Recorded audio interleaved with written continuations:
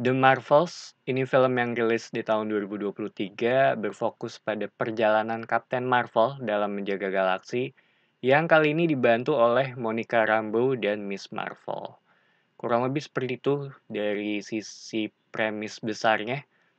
Cuma jujur aja gue awalnya tuh agak kurang tertarik dengan film ini ditambah belakangan ya.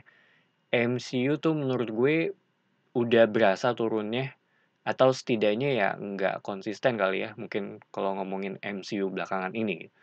GOTG 3 itu masih bagus dan gue sebenarnya lumayan suka dengan Quantum Mania kemarin ya karena cukup fun. Dan dari series karena gue baru selesai nonton Loki season 2 itu bisa dibilang bagus juga dan harusnya penting sih dari sisi cerita ke depannya gitu. Dan sekarang muncullah film ini di mana ekspektasi gue terhitung rendah ya, soalnya ya balik lagi ke bisa dibilang ketidakkonsistenan MCU gitu, terutama di series sih, yang jatuhnya tuh agak hit and miss kayak Secret Invasion, terus bahkan Miss Marvel, She-Hulk, dan lain-lain gitu.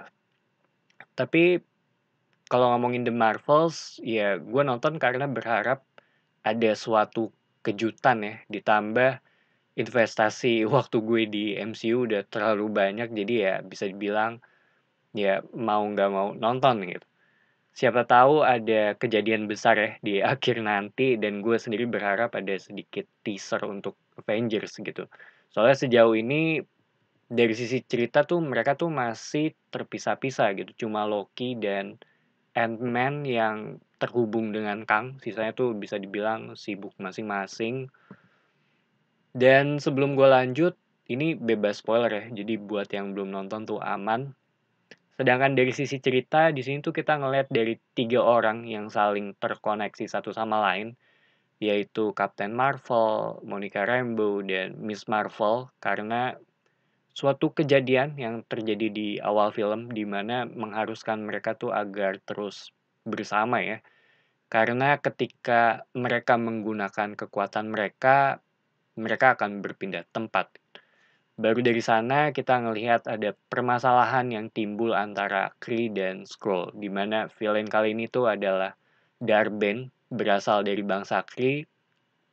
Singkatnya dia mau mengambil wilayah serta resource secara paksa dari berbagai daerah gitu. Salah satunya adalah tempat tinggal Skrull. Baru dari sana masuklah peran tim ini gitu untuk menghentikan dia. Kurang lebih seperti itu dari sisi plotnya.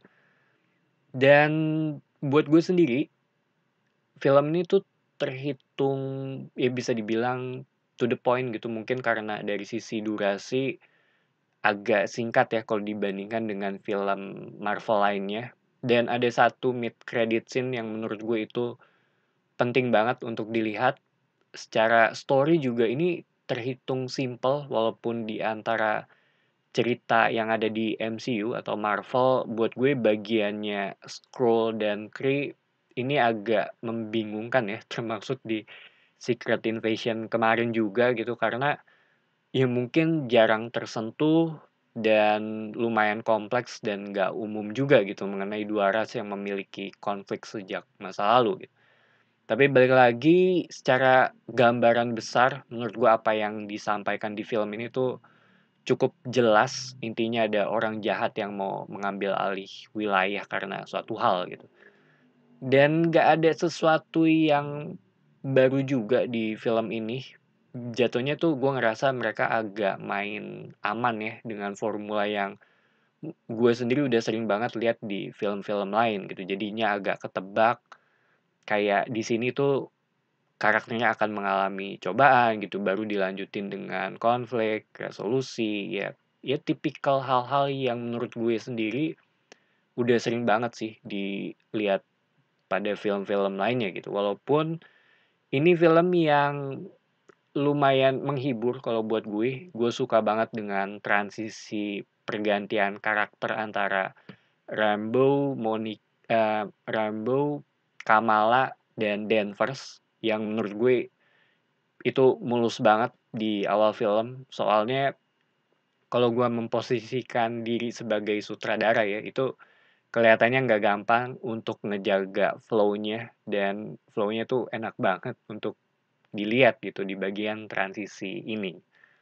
Cuma gue ngerasa ada bagian yang datar, terutama tuh dari karakternya Captain Marvel. Gue pertama kali nonton atau ngelihat si Brie Larson ya, itu pas nonton Short Term 12 sebelum dia join MCU, dan dia tuh di sana bagus banget gitu. Tapi kenapa sebagai Captain Marvel atau ketika dia masuk di MCU ini, gue berasa agak terasa datar aja gitu, walaupun, atau bisa juga ya karena backstory-nya yang kurang kena di gue, walaupun mereka juga berusaha untuk memanusiakan karakter ini ya dengan apa yang terjadi sebelumnya juga gitu. Ditambah ini tuh karakter yang punya beban yang sangat besar sih kalau menurut gue gitu.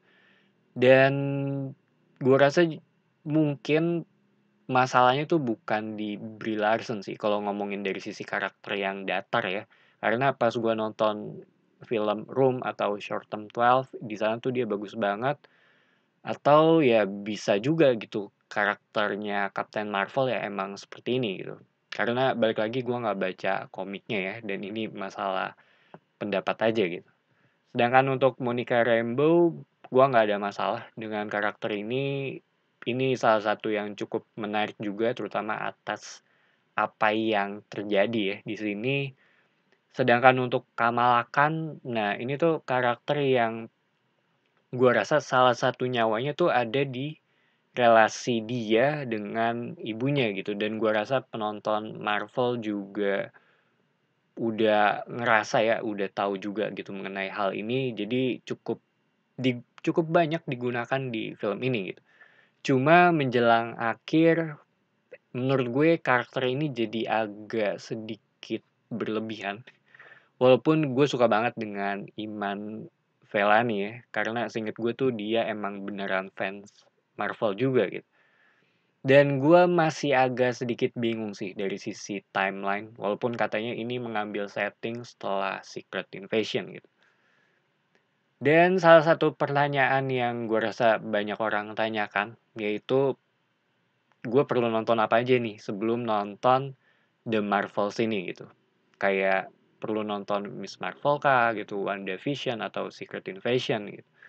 Untuk bisa tahu masing-masing ceritanya ya. Dan jawaban gue adalah sebenarnya sih nggak juga. Menurut gue kalian bisa nonton film ini tanpa harus nonton series-series sebelumnya juga. Karena mereka tuh menjelaskan kemampuan karakternya juga, atau menjelaskan masing-masing backstory-nya karakter ini gitu dengan kemampuannya mereka. Termaksud si Captain Marvel juga gitu yang ada bagian flashback dia bahkan dari film pertamanya juga sih di sini. Jadi menurut gue sebenarnya cukup aman ya ketika kalian nggak nonton series-series mereka gitu, walaupun ya mungkin jatuhnya agak ada sisi karakter development-nya aja sih, kalau buat karakter development-nya aja sih, kalau buat gue ya. So, The Marvels ini film yang akan punya impact ke sisi MCU secara besar. Gue ngerasa mereka perlahan mulai mengarah ke satu titik ya gitu, walaupun buat gue sendiri sih agak lambat, tapi secara keseluruhan ini film yang buat gue sendiri menghibur. Jatuhnya tuh selevel dengan Quantumania kemarin gitu, kalau ngomongin film ini ya. Jadi itu aja opini gue mengenai The Marvels. Thank you for watching. It's me Patrick signing off.